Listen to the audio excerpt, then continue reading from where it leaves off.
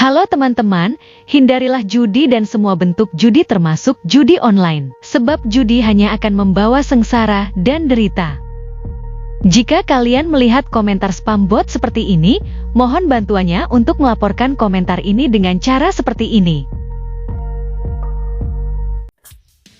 Assalamualaikum warahmatullahi wabarakatuh. Rio Reaspot kembali menyapa Anda, masih bareng saya Dewa. Gimana nih? Puasa kalian nih? Masih tetap lancar ya? Harus tetap lancar dong. Masa udah tua kagak batal puasa lah, bocah ngapa ya? Oke, kita masuk ke segmen fakta di balik laga. Pertandingan pekan 23 yang mempertemukan antara tuan rumah Persib Bandung bertemu dengan tim yang dulunya saudaranya. Ya, sekarang juga masih saudara, dulu masih derby lah ya, masih sama-sama asal Bandung. Yakni Laskar Sapi Kerap Madura United, yang udah kami jelasin sedikit sejarahnya asal mula dari Madura United. Ini sebutnya derby Bandung ya. Seperti biasa, kita akan coba cari tahu dan kulik-kulik meneliti apa saja sih yang terjadi di balik laga kali ini. Karena sebelum laga ini aja udah banyak yang nyinyir nih, udah banyak yang fitnah nih, katanya bakalan kayak Persita kemarin dicurangi. Nah, apakah ada di laga ini kayak gitu ya? Tapi seperti biasa, kami ucapkan selamat datang nih buat kalian yang baru bergabung di channel ini. Semoga kalian menyimak dan juga menikmati sajian-sajian informasi dan berita dari kami dengan cara dan gaya khas kami. Dan juga kami ucapkan terima kasih juga bagi kalian yang udah setia dari awal sampai sekarang, yang telah mendukung dan menjadi subscriber setia channel Rio Reaspot. Yang dari mana kami nggak bisa, yang berasal dari manapun kami nggak bisa sebutkan kalian satu persatu, entah itu dari Pulau Sumatera, dari Pulau Jawa, Pulau Kalimantan, Pulau Bali, Pulau Sulawesi, ataupun Papua, dan lain-lain. Semuanya selamat datang di channel ini, selamat menikmati video ini, dan selamat menjalankan ibadah puasa bagi kalian yang menjalankan, yang umat muslim yang menjalankannya. Dan juga selamat sejahtera buat kalian semua yang non-muslim ya. Oke, inilah beberapa hal yang mungkin bisa kami kulik, kami bahas di laga antara Persib Bandung lawan Madura United. Tapi seperti biasa, sebelum kita bedah apa yang terjadi, tetap saya minta dukungannya buat kalian, buat channel ini agar terus berkembang dan bisa terus menjadikan berita-berita informatif kepada kalian. Caranya masih sama kok, cukup dengan klik subscribe aja nih. Buat yang belum subscribe, ayo dong subscribe. Aktifin juga notifikasi loncengnya, like, share, dan juga komen. Inilah beberapa hal yang bisa kami tangkap dari laga pekan 23 antara Persib Bandung lawan Madura United.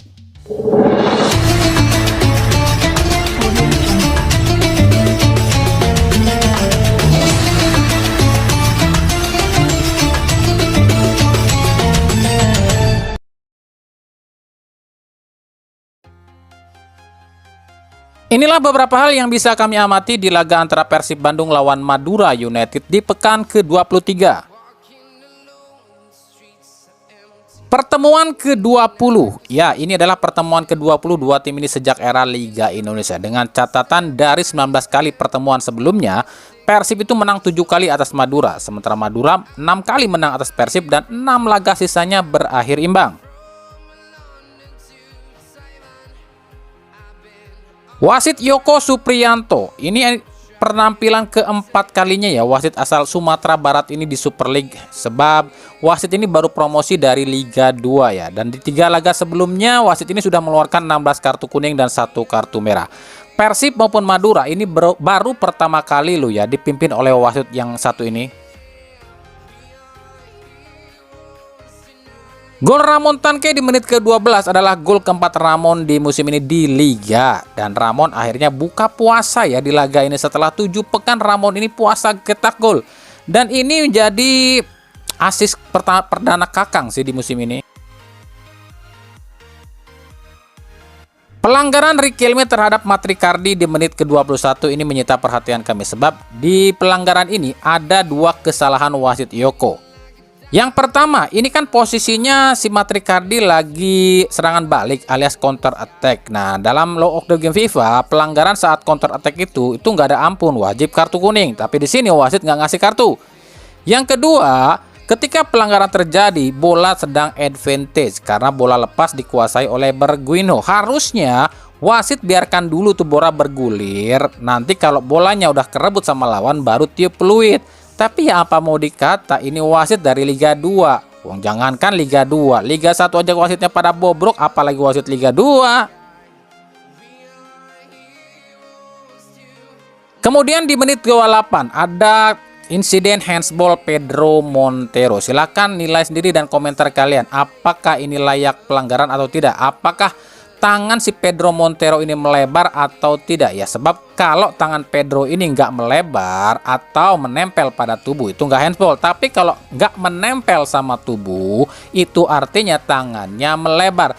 Tapi ini pun ada persyaratannya juga. Apakah tangan ini aktif atau tidak? Nah itu pertanyaannya kan. Tapi ketika bola hasil tendangan ataupun sentuhan lawan berubah arah, artinya itu tangan aktif. Ya nggak tahu juga ya. Silahkan komentar kalian apakah ini harusnya handsball atau tidak. Kalau kami pribadi mungkin iya ini handsball. Brace Ramon Tanque di menit ke-33 adalah brace kedua Ramon Tanque musim ini. Uniknya Ramon Tanque pertama kali cetak 2 gol dalam satu laga itu ke gawang Bayangkara FC. Dan uniknya lagi, usai cetak 2 gol itu Ramon 7 pekan nggak cetak gol di liga. Dan sekarang cetak 2 gol lagi. Apakah usai laga ini Ramon puasa cetak gol lagi nih? Nah di menit ke-36 ada sebuah insiden injakan kaki si Karempalik ya pada Berguinho. Ini kalau kami lihat memang injakan lo ya, dan memang kalau injakan seperti ini memang harusnya memang pelanggaran yang berbuah kartu. Tapi ya nggak tahu juga lah, kalau kami komentarnya seperti ini nanti ada yang protes lagi ya. Supporter hijau pasti protes lah ya kalau kami komentar katanya ini pelanggaran. Cuma kami tuh pertanyaan kami cuma satu. Ini wasit VAR pada ngapain ya di room VAR? Pada ngopi apa pada ngitungin duit nih?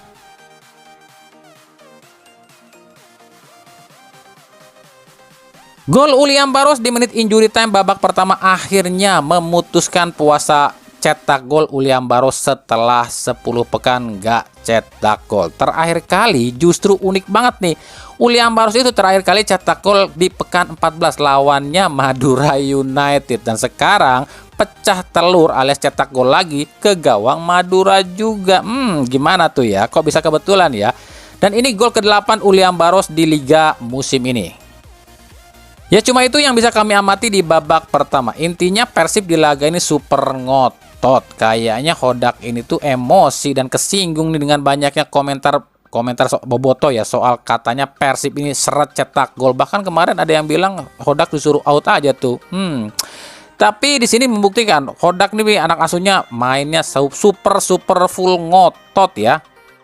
Sementara Madura United, ya mau gimana lagi, seperti yang kami bahas di prediksi pertandingan, 5 kelemahan Madura musim ini kelihatan semua di babak pertama. Lini depan yang keropos, lini tengah yang chemistry-nya acak-acakan, dan lini belakang yang sering kehilangan fokus.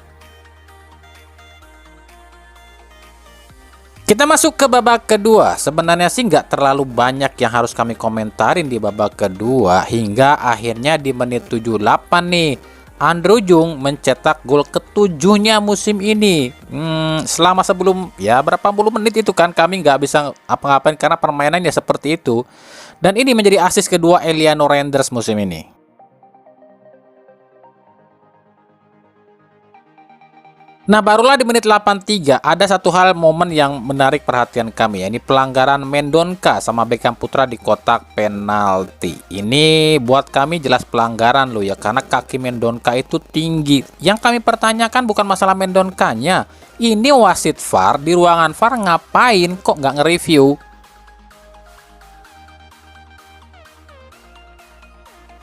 Kemudian gol Frans Putros di menit 89 merupakan gol perdana Frans Putros ya di Liga loh ya, di Liga bukan di Persib. Dan ini akhirnya menjadi pertama kali ya, rekor pertama kali Persib bisa cetak 5 gol di musim ini. Ya cuma itu yang bisa kami amati di babak kedua. Selanjutnya soal Boyan Hodak nih. Tahukah kalian kalau saat di Madura kemarin pun Persib itu tanpa Boyan Hodak loh, tapi tetap menang 4-1. Dan kali ini pun menang juga tanpa Hodak 5-0. Artinya Hodak ini baru 1 kali alami kekalahan saat dia nggak ada di bench lo ya, saat lawan Malut. Selebihnya ya menang aja tuh. Clean sheet, ya Teja Paku Alam terus memperpanjang rekor clean sheet-nya musim ini menjadi 14 kali clean sheet musim ini. Dan dengan ini artinya di 6 laga terakhir Persib nggak kebobolan sama sekali loh. Unbeaten di kandang. Ya, tentu saja dengan kemenangan ini 12 kali sudah Persib main kandang dan 12-12-nya disabet semua, disapu bersih dengan kemenangan.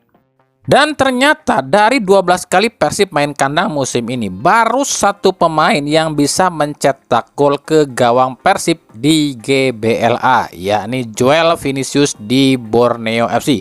Selebihnya selama 12 kali Persib main kandang, itu nggak ada satupun pemain yang bisa cetak gol ke gawang Persib di GBLA musim ini. Jadi kalau di total sudah 9 laga berturut-turut Persib belum terkalahkan. Dan terakhir kali Persib kalah itu dari Malut ya, di pekan berapa? Pekan tunda ke-8 ya. Dan kalau di total ini kemenangan ke-17 Persib musim ini. Tahukah kalian kalau musim lalu Persib jadi juara back to back itu Persib cuma kumpulkan 19 kali kemenangan loh ya, dengan total poin 69. Nah musim ini Persib udah 17 kali menang, yang artinya Persib cuma butuh 2 kali menang lagi nih buat menyamai pencapaian kemenangan musim lalu, yakni 19 kali menang. Apakah ini akan menjadi apa ya? Deja vu seperti musim lalu dan juara lagi gitu. Sementara bagi Madura United, ini kekalahan ke-11 musim ini sekaligus memperpanjang catatan buruk, gak bisa raih kemenangan di 8 laga terakhir. Dan tahukah kalian, sampai pekan ke-23 ini ternyata cuma ada 2 tim loh yang mampu cetak lebih dari 3 gol ke gawang Madura, yakni Malut United dengan 4 gol ke gawang Madura dan Persib Bandung 2 kali cetak gol lebih dari 3 gol, yakni 4 gol di putaran pertama dan 5 gol di putaran kedua. Man of the match. Nah, terlepas siapa yang nanti yang dipilih oleh LIB sebagai man of the match di laga ini, kalau kami pribadi, kami lebih memilih Bergwino sebagai man of the match-nya di laga ini. Kenapa demikian? Karena terlihat banget ya, selama Bergwino ada di lapangan, permainan Persib ini ngototnya luar biasa loh.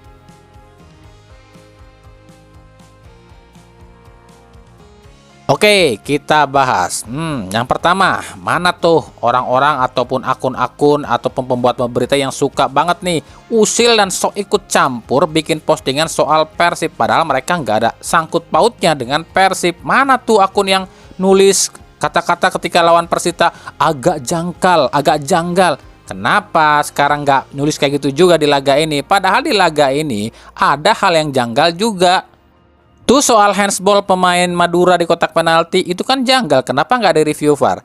Kemudian soal injekan pemain Madura itu juga janggal, kenapa nggak ada review VAR? Kemudian pelanggaran Beckham Putra terhadap Beckham Putra di kotak penalti, kenapa nggak ada review VAR? Itu pun janggal, kenapa janggal? Kenapa kalian nggak ngebahas itu, nggak nulis seperti itu? Ya karena kami tahu mereka akan upload berita tentang Persib ketika Persib melakukan sebuah kontroversi atau kejanggalan. Bukan lawannya yang lakukan kejanggalan, tapi Persibnya lakukan kejanggalan, baru mereka akan posting. Mereka itu cuma akan posting keburukan-keburukan Persib aja. Karena mereka tahu kalau mereka posting kebaikan ataupun keberhasilan Persib ya mungkin gak akan rame, tapi kalau keburukan pasti akan rame. Kenapa rame? Karena akan perang komentar nantinya di postingan mereka. Jadi ya kasihan banget ya orang-orang kayak gini, nyari duit cuma nyebarin keburukan orang dan bikin perdebatan. Jalannya laga sendiri ya seperti yang kalian lihat, Boyan Hodak kayaknya lagi baper banget nih usai dikritik abis-abisan soal seretnya gol dan cuma bisa parkir bus. Sekarang beneran ngamuk, nyetak 5 gol dia. Tapi kalau kami pribadi lihatnya ini baru 40%, ya kami bilang lumayan lah ya soal pembuktian ucapan Boyan Hodak yang bilang akan fokus di Liga usai gagal di ACL. Ya bener sih, usai gagal di ACL Persib 2 laga berturut-turut menang terus. Kenapa cuma 40%? Ya kami lihat karena Persib usai gugur di ACL 2 belum melakoni yang namanya laga away.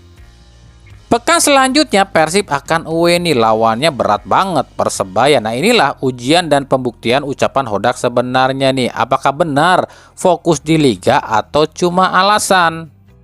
Cuma dengan hasil ini, dengan keadaan ini, dengan kondisi ini, pertanyaan kami itu cuma satu buat para pemain dan juga semua yang berhubungan dengan Persib. Apakah harus dikritik dulu baru bisa gacor? Kemarin kita kritik sama-sama soal lini depan Persib yang kayak mobil tua, kayak bajai. Tiba-tiba di laga ini 3 striker Persib cetak gol semua. Tapi kalau benar ini terjadi karena hasil kritikan, artinya kalian tahu lah ya, kritikan itu nggak selalu buruk, bukan hal yang terus-terusan buruk. Tapi kritikan itu kalau diterima dengan akal sehat ya akan jadi jadi masukan. Makanya kami pribadi nggak terlalu banyak mengomentari permainan Persib di laga ini. Selain lawannya pun lagi ngap-ngapan ya, Maduranya dengan segudang permasalahannya, Persib pun mainnya cukup lepas lah di laga ini. Tapi bukan berarti nggak ada kekurangan Persib di laga ini. Tetap ada. Apa itu kekurangannya? Kurang efektif, terutama soal penyerangan. Dan itu yang paling kerasa di laga ini. Meskipun menang 5-0, seandainya saja permainan Persib itu nggak sering ngelambatin permainan sendiri, ya mungkin akan kami cetak lebih dari 5 gol sih. Ya meskipun dari segi serangan balik udah lumayan lah ya, 10 menit, 10 detik ya udah bisa mencetak gol, ya masih di bawah sih, masih di bawahnya musim lalu yang bisa cetak 5-6 detik aja buat serangan balik. Tinggal sekarang soal konsistensi aja. Yang kami maksud konsistensi itu bukan berarti Persib harus cetak 5 gol tiap laga, bukan gitu. Tapi maksudnya tetap konsisten dalam hal penyerangan, baik kandang maupun tandang. Sementara bagi Madura United, ya seperti yang kami bilang 100% tepat apa yang kami analisa di prediksi pertandingan. 5 kelemahan Madura keluar semua di laga ini. Lini depan yang keropos, lini tengah yang kurang chemistry, lini belakang yang rapuh dan acak-acakan. Ditambah kami pikir ya ada beberapa kesalahan Carlos Parreira di laga ini. Kesalahan Carlos Parreira yang pertama, lakukan permainan cepat sejak awal babak pertama. Tapi dia lupa yang dihadapi adalah Persib, tim dengan counter attack tercepat di Liga Indonesia. Ya habis dimakan counter attack Persib. Kesalahan kedua Carlos Parreira di laga ini mencadangkan Mizwar Saputra. Kenapa yang pasti dipasang itu adalah Diki Indrayana, padahal Diki Indrayana adalah ex Persib.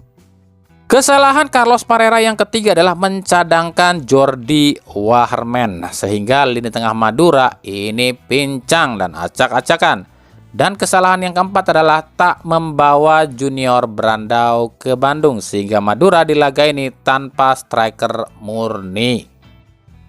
Tapi kan Bang, Madura di laga ini mainnya sangat ngotot banget nih. Ya kalau masalah ngotot mah itu udah biasa. Siapapun yang lawan Persib pasti ngotot. Ya kalau cuma ngarepin ngotot doang tapi chemistry-nya nggak ada dan sering hilang fokus ya percuma juga. Nah 5 hal itu yang harus segera dibenahi oleh Carlos Parreira dalam waktu dekat ini. Karena posisi Madura sekarang udah sangat nggak aman. Bisa-bisa ini tim degradasi musim ini. Jangan dong, jangan sampai degradasi. Kami jujur, kami suka dengan tim yang satu ini loh. Oke, itu tadi ya. Sedikit hal yang bisa kami bahas, kami bedah, kami teliti, kami analisa, kami kulik-kulik di laga pekan 23 antara Persib Bandung lawan Madura United. Yang kalian sendiri udah saksikan videonya ya. Kami pribadi belum menyaksikan videonya karena saat kami on cam ini jam berapa ya? Ini jam 1 kurang ya. Jadi masih ada beberapa jam lagi sebelum laga ini digelar. Jadi kami nggak tahu nih apa hasil laga kali ini. Tapi gimana nih buat kalian nih? Apakah kalian ini puas atau tidak puas, kurang puas, atau malah sedih dan mengecewakan? Itu hal wajar ya. Bagi setiap pendukung tim pasti ada perasaan seperti itu. Apalagi kalau timnya gagal menang, apalagi sampai kalah. Tapi apapun hasil tim kalian yang terjadi di lapangan, di sebuah pertandingan, udah, nggak usah saling hujat, nggak usah saling ejek, nggak usah saling rasis, nggak usah saling nyinyir, apalagi menyalahkan orang lain, pihak lain atas kegagalan tim kalian. Mending, ya saran saya, mending dukung aja tim kalian, bantu doa tim kalian, agar ke depannya tim kalian jadi lebih baik. Lebih baik fokus ke tim sendiri daripada ngurusin tim orang. Kenapa? Rugi. Kalian sibuk ngurusin tim orang yang lebih terkenal tim kalian malah tenggelam dong, nggak terkenal itu ya. Oke, itu tadi ya sedikit hal yang bisa kami bahas di laga ini. Makasih banyak nih yang udah mampir di channel ini, yang kami nggak sebutin dari mana-mananya. Ya bukan berarti kami nggak hormat ya, tapi ya semua aja dari seluruh Indonesia. Oke, sampai jumpa di video-video kami selanjutnya dan salam Rio Reasport. Wassalamualaikum warahmatullahi wabarakatuh.